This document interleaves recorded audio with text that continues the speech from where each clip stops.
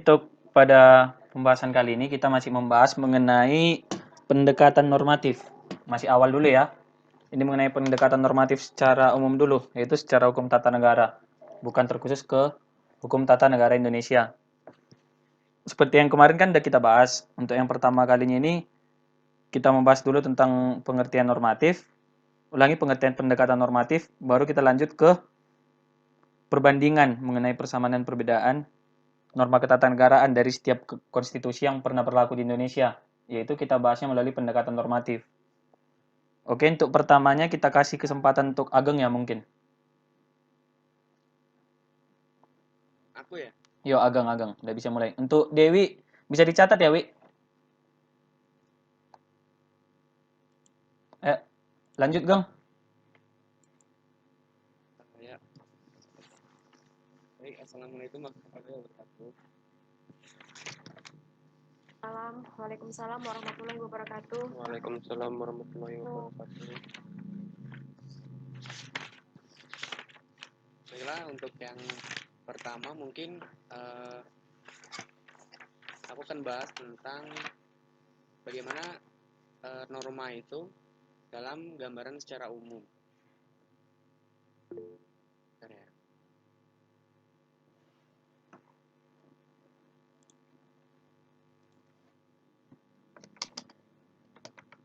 Jadi dalam pengertiannya ada baiknya kalau misalnya kita mau berbicara mengenai norma maupun pendekatan normatif, maka yang paling awal yang perlu kita ketahui apa sih itu norma dan bagaimana kemudian penerapannya di dalam kehidupan masyarakat. Bagaimana penerapan hukum sehingga bisa diterapkan di dalam kehidupan masyarakat. Di sini yang sumber yang telah saya baca dan saya dapatkan di salah satu sumber terpercaya yaitu hukum online, bahwa disebutkan kalau misalnya norma ini adalah dia berasal dari bahasa Yunani yang berarti nomos atau norm, yang dalam bahasa Inggris itu berarti model, peraturan, ataupun standar perilaku. Dan dalam bahasa Arab itu biasa dinamakan sebagai kaidah. Dan ketika diserap ke dalam bahasa Indonesia, maka arti dari norma itu sendiri adalah pedoman, patokan, ataupun aturan. Jadi kalau misalnya kita cermati lebih dalam bahwasanya norma ini merupakan suatu hal atau alat yang bisa digunakan oleh manusia dalam pergaulannya di dalam kehidupan masyarakat. Bahwa norma ini yang kemudian menjadi pedoman, patokan, dan juga aturan yang harus dijadikan sumber yang utama bagi manusia agar ketika berperilaku di dalam masyarakat sesuai dengan aturan-aturan yang berlaku di kehidupan masyarakat itu sendiri. Selanjutnya dari jurnal yang sudah saya baca tadi, bahwasanya di dalam pergaulan hidup manusia antar individu itu memiliki kepentingan yang tidak sama atau kepentingan yang berbeda satu sama lain, sehingga menjadikan norma ini memang benar-benar dibutuhkan di dalam proses pergaulan kehidupan manusia, karena agar kepentingan-kepentingan yang tidak sama tersebut dapat terselaraskan dengan baik.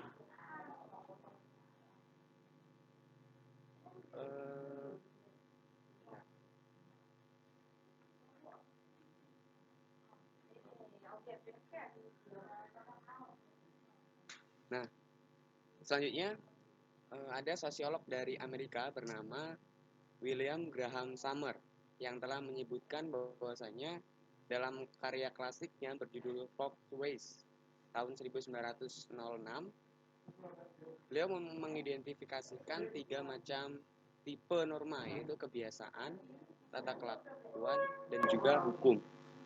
Kebiasaan ini sendiri, norma ini diartikan sebagai kebiasaan karena pada dasarnya kebiasaan adalah sesuatu yang terus dilakukan dan biasanya itu menjadi adat, sehingga norma ini memang benar-benar sudah terbiasa dilakukan dalam pergaulan hidup manusia. Yang selanjutnya norma disebut sebagai tata kelakuan karena norma ini sendiri mengatur bagaimana perilaku kita terus juga menjadi pedoman kita dalam kehidupan bermasyarakat, berbangsa, dan bernegara. Dan yang terakhir adalah tentang hukum.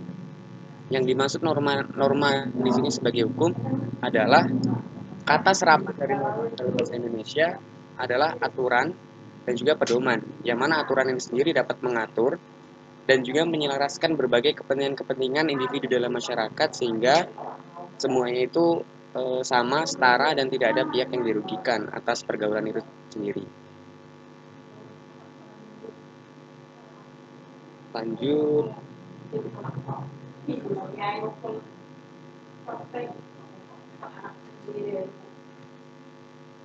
Selanjutnya ada pendapat lain dari tokoh juga yang juga menyebutkan tentang norma.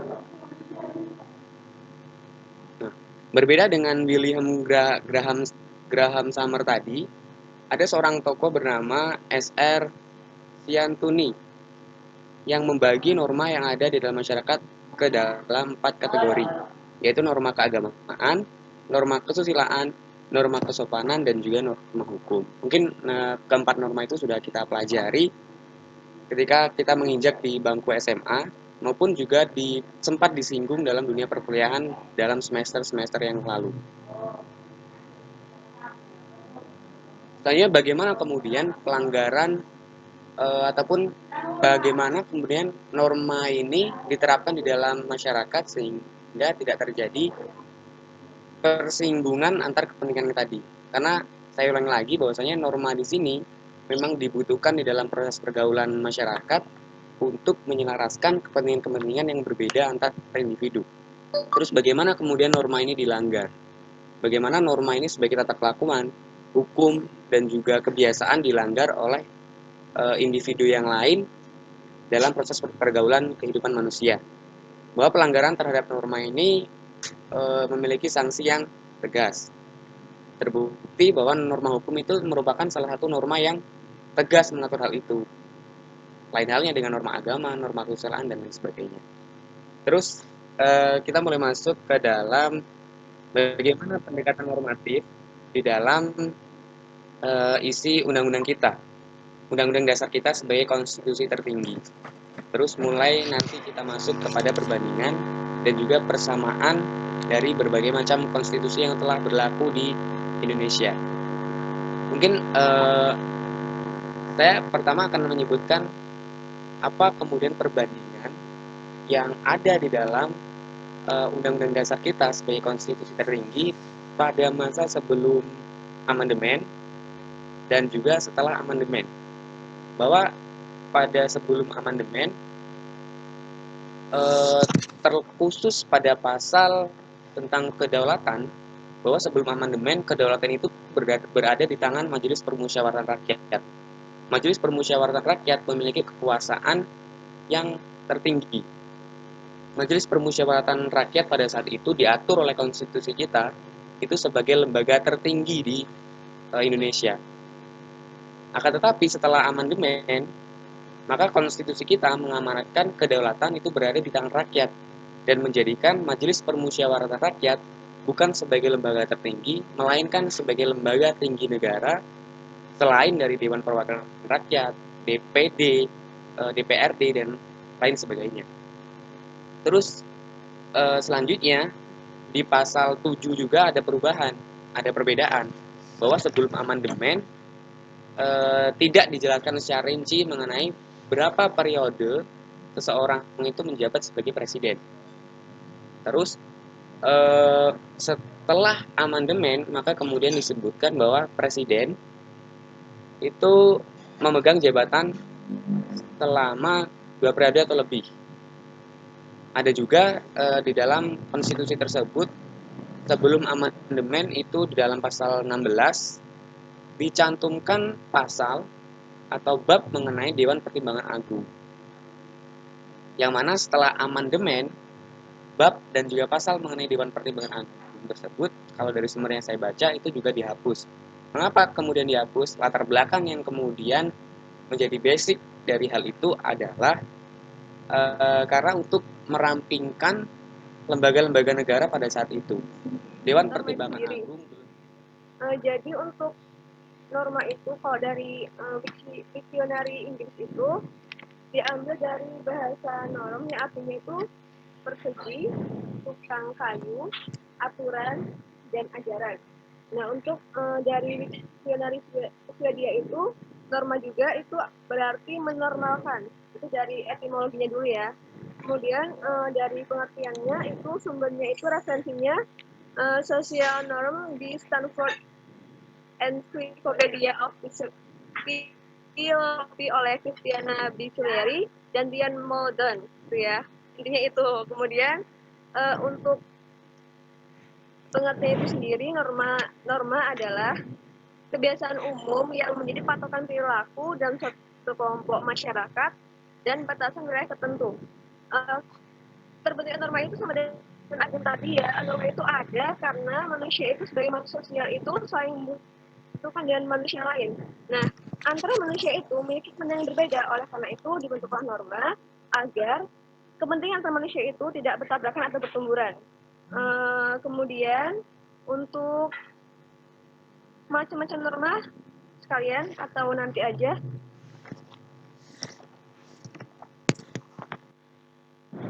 Saran-saran dikit ya, mungkin kalau misalnya norma kesusilaan dijelasin singkat, Bu. Agama juga singkat, tapi yang lebih mendalam adalah norma hukum.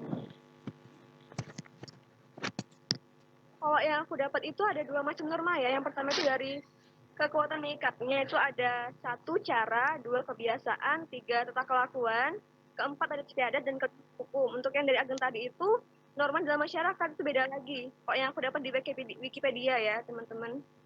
Itu gimana? Atau mau langsung mau skip aja? Skip dulu nggak apa-apa, nah. Sebutin aja atau tadi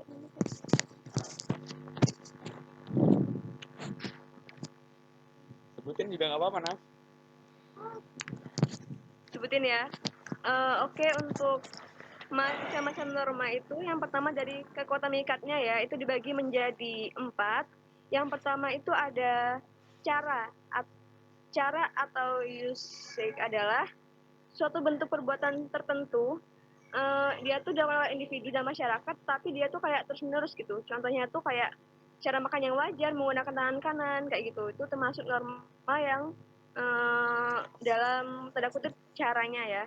Terus yang kedua itu kebiasaan atau folkways, merupakan suatu bentuk perbuatan yang berulang-ulang, namun dia tuh dilakukannya dengan sadar dan dianggapnya itu perbuatannya itu baik dan tujuannya itu benar. Contohnya itu kayak misalnya ini, Martinus ini orang yang berprestasi nih, terus kayak ada kebiasaan dari guru-gurunya untuk ngasih reward kepada Martinus karena dia berprestasi kayak gitu. Nah, untuk yang ketiga itu tata kelakuan atau mores adalah perbuatan yang mencerminkan sifat-sifat hidup dari sekelompok manusia yang dilakukan secara sadar guna untuk gimana ya, kayak dia tuh kayak lebih memaksa atau lebih memaksa gitu.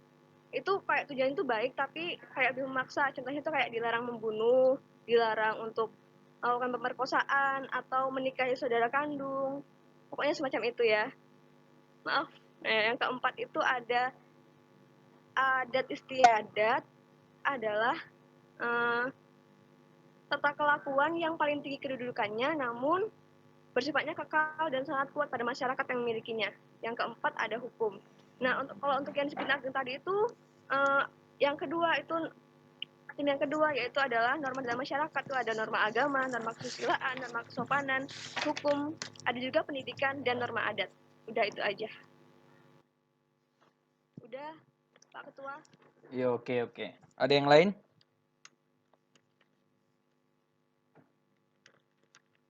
Mungkin kayaknya aku dulu ya. Bentar ya, aku mau buka filenya dulu. Jadi recordnya ini aku pausekan dulu bentar.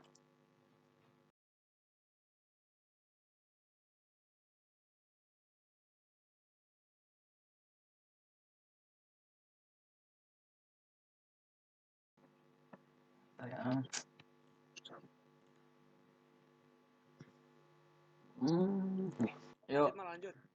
Jadi kan di sini aku dapat mengenai pendekatan normatif kan, ada 2 sumber. Aku juga sertakan linknya, tapi satu enggak. Ini ada dari Dr. Ardiansyah, SHMH, dia seorang dosen program S1 Ilmu Hukum. Jadi di sini dia mengatakan ini ya, kita baca baik-baik.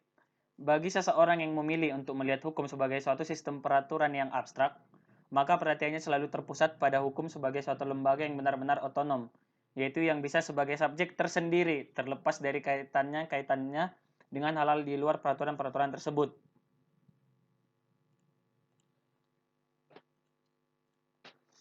Pemusatan perhatian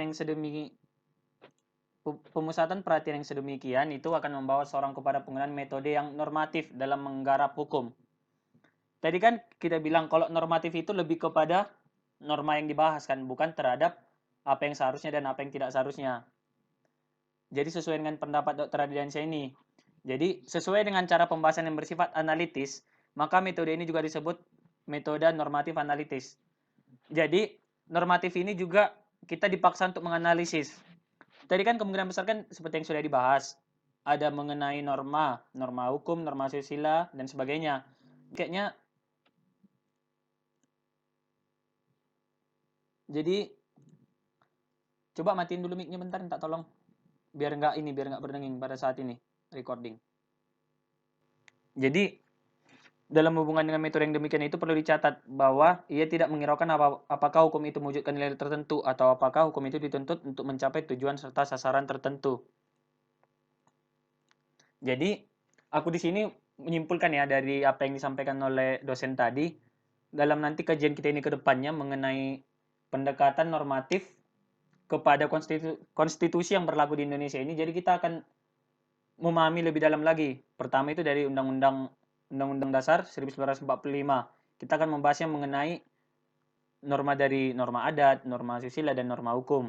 Baik itu juga di Undang-Undang Dasar sementara, Konstitusi RIS, dan juga kembalinya ke Undang-Undang Dasar 1945 yang sampai sekarang mengalami amandemen.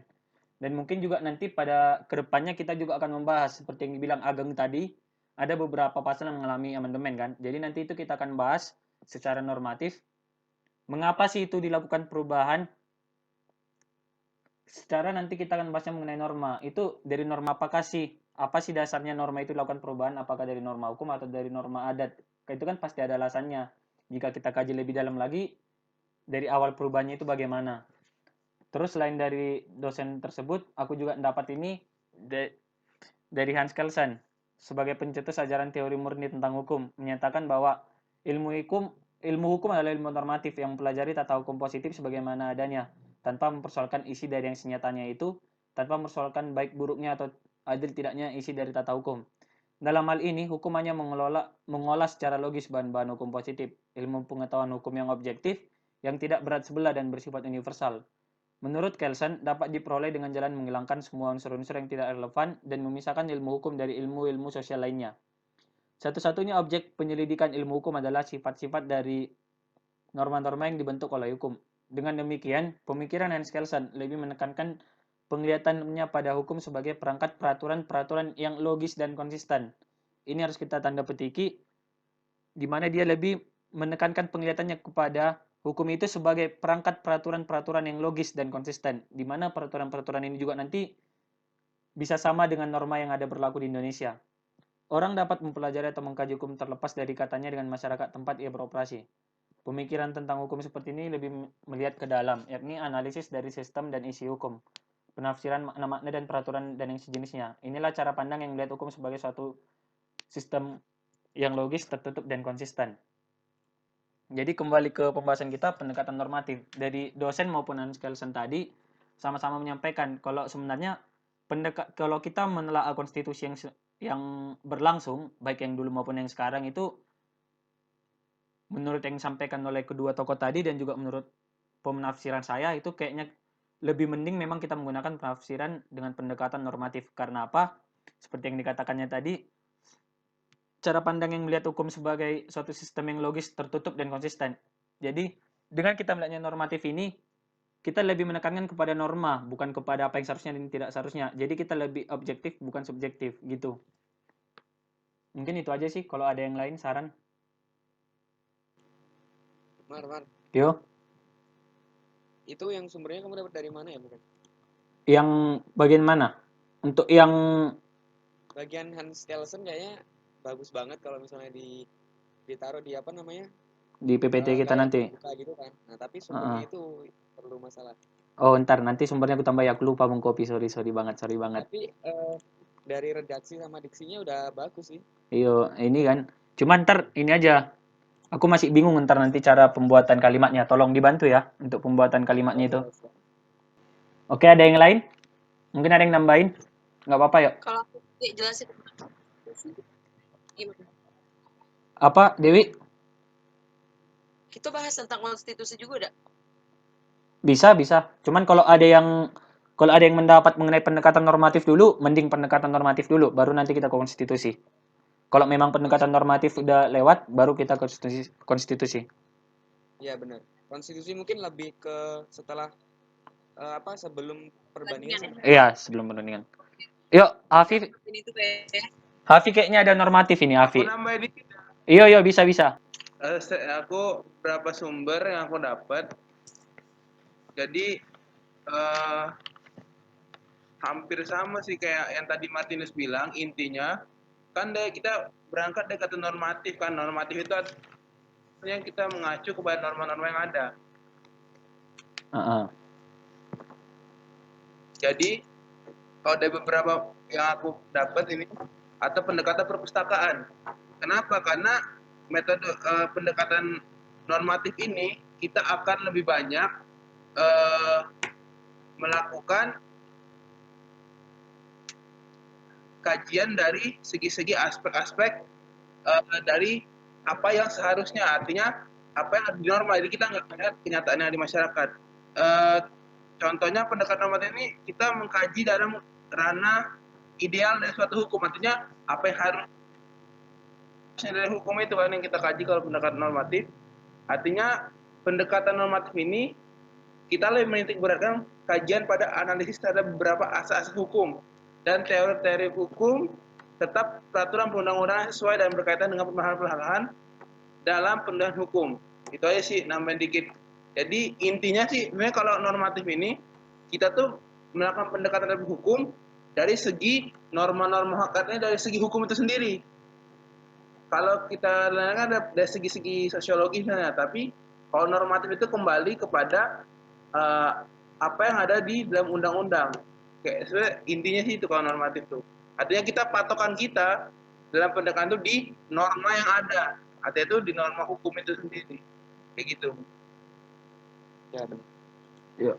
Coba ntar ya. Tadi ada yang ikut ini nggak? Ada yang ikut webinar PMP yang sama Pak Laurel? Jadi ini tadi kan ada kita bilang mahasiswa X menanyakan mengenai beberapa perubahan yang kadang tidak istilahnya yang tidak sepandangan dengan masyarakat yang bukan memiliki profesi yang sama dengan pencetus perubahan undang-undang kayak gitu kan. Jadi ini juga bisa kita kaji dengan nanti dengan ini apa? Dengan demo demo kemarin RUU ya? Yang panas-panasnya. Ya RUU. Jadi di sini bisa kita angkat mengapa masyarakat maupun mahasiswa itu kan banyak yang mengatakan kenapa sih mahasiswa hukum itu di belakang demo bukan terdepan. Harusnya kan kalau kita kaji itu kan masalah hukum kan. Kenapa jadi masalah FK, masalah malahan fakultas FK dan lain-lain yang paling depan. Jadi itu nanti bisa kita titik beratkan karena apa? Karena mereka mengkajinya bukan secara normatif melainkan secara empirik. Di mana mereka menyatakan bahwa kepada dirinya itu undang-undang itu seharusnya begini yang menguntungkan saya kan begitu kan. Jadi makanya muncul beberapa usul-usulan. Ternyata jika kita kaji secara empirik seperti yang kata dosen, saya lupa nama dosen itu pada pelajaran apa, yang mengenai penjelasan mengenai undang-undang wanita dan suami istri kan, hubungan wanita dan suami istri. Aku lupa cara penyampaiannya. Kan itu kan sebenarnya kalau kita kaji secara normanya kan itu sama aja kan dengan sebelum amandemen, cuma tata bahasanya yang berbeda. Cuman kalau masyarakat biasa mengkajinya secara empirik, itulah yang menyebabkan beberapa pernyataan yang tidak sesuai dengan perubahan tersebut. Di mana pada masyarakat ada yang mengatakan, bukankah sudah menjadi hak kewajiban untuk istri melakukan itu kan gitu. Nah itu jika dilihat secara empirik, tapi secara normatif, perubahan itu sama. Perubahan itu bukan perubahan yang merugikan kok, malah memperbaiki. Malah lebih ke bagusnya lagi gitu. Jadi memang betul normatif, kalau kita mengkaji melalui pendekatan normatif, maka memang akan lebih objektif bukan subjektif. Kita nggak melihat dari sudut pandang X, dari sudut pandang Y yang menguntungkan ke saya atau ke teman kita, tapi lebih ke menguntungkan secara idealnya, secara keseluruhan bagi masyarakat. Mungkin itu sih untuk nambahinnya. Betul. Ada tambahan lagi? Di intinya itu kalau kita normatif itu kita nggak lihat apa istilahnya empirisnya di lapangan, masih ideal dari hukum itu. Makanya kan kita tadi ketika ada orang misalnya, kadang kan orang banyak yang mengkaji itu dari fakta di lapangan, jadi mereka nggak setuju dengan undang-undang tersebut. Tapi ketika kita pendekatan normatif, artinya kita patokan kita membandingkan undang-undang yang lain dengan undang-undang negara lain. Nah itu jadi kita juga, jadi kita kalau pendekatan normatif ini kita lebih kepada apa ideal daripada undang-undang tersebut. Begitu tambahannya nih. Mantap, Hafi. Ya, dan kalau misalnya mau nambahin dikit ya, terkait apa namanya, yang keselarasan tadi antara normatif sama empirik, ya kalau kita cermati lebih dalam yang apa namanya Omnibus Law kemarin kan sekedar informasi aja sih. Tentang cipta kerja kemarin kan produk yang akan apa namanya melanggengkan oligarki, menindas hak asasi manusia, sama melukai rasa keadilan masyarakat. Itu kan sama sekali nggak selaras sama apa yang terjadi di lapangan. Jadi perlu ada keselarasan antara pendekatan normatif sama pendekatan empirik ini. Karena kemarin dengan disahkannya Omnibus Law, terutama RUU Cipta Kerja, kualitas dan kuantitas panen kaum tani, nelayan, serta masyarakat adat itu terancam menurun kayak gitu. Nah, jadi menurutku selain daripada kita nanti membahas tentang apa sih itu pendekatan normatif, terus bagaimana kemudian penerapannya di lapangan, tentu juga harus ada hal-hal yang kemudian kita sisipkan. Antara lain adalah bagaimana kemudian pendekatan normatif ini misalnya setelah disahkan sebuah undang-undang, bagaimana penerapannya yang terjadi di masyarakat. Artinya harus ada keselarasan antara pendekatan normatif sama pendekatan empirik. Apa yang seharusnya ini memang menjadi fokus utama kita, fokus utama makalah kita kan ya. Tapi kita juga tidak bisa menutup mata dari pendekatan empirik itu. Jadi harus ada keselarasan sih. Itu kalau menurut aku.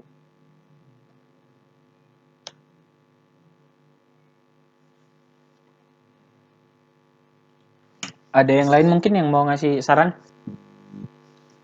Yo. Iya, Pep.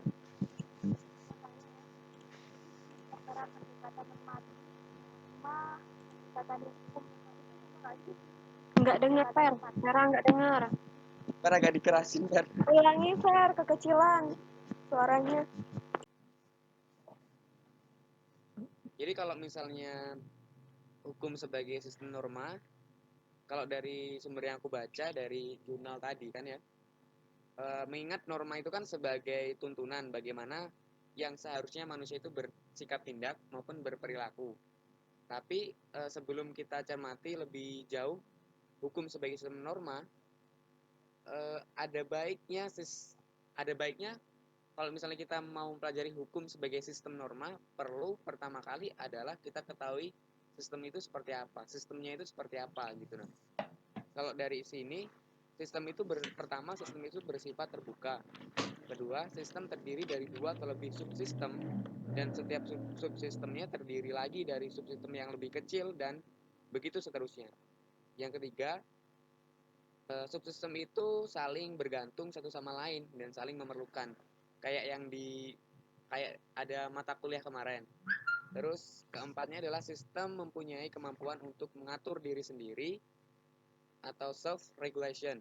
Terus yang kelima, sistem itu memiliki tujuan dan juga sasaran. Jadi kalau misalnya kita cermati bahwa hukum sebagai sistem norma, pasti hukum itu bersifat terbuka. Terus dia memiliki subsistem yang lain. Ketiga, kalau misalnya dia sebagai suatu sistem norma, antara satu subsistem dengan subsistem yang lain itu pasti memiliki keterikatan satu sama lain. Yang keempat itu bisa mengatur dirinya sendiri atau self regulation tadi. Dan juga yang kelima adalah sistem memiliki tujuan dan sasaran. Mungkin kalau nanti kesimpulannya masih kurang, itu bisa sih dimasukin dikit-dikit. Tapi kalau misalnya kesimpulannya itu udah banyak, ya udah skip aja nggak apa-apa. Ageng, apa udah bisa kita masuk ke persamaan perbedaan mungkin atau gimana, Geng? Persamaan dan perbedaan ya. Gimana? Tadi kan kita udah sebutin uraian gambaran umum mengenai norma. Sama pendekatan normatif juga udah. Pendekatan normatif udah yang kamu sebutin sama Hafi. Heeh. Terus penerapannya kan udah kayak Hafi nyebutin tadi, terus aku tambahin omnibus law tadi. Terus hukum sebagai sistem norma udah. Mungkin bisa sih masuk.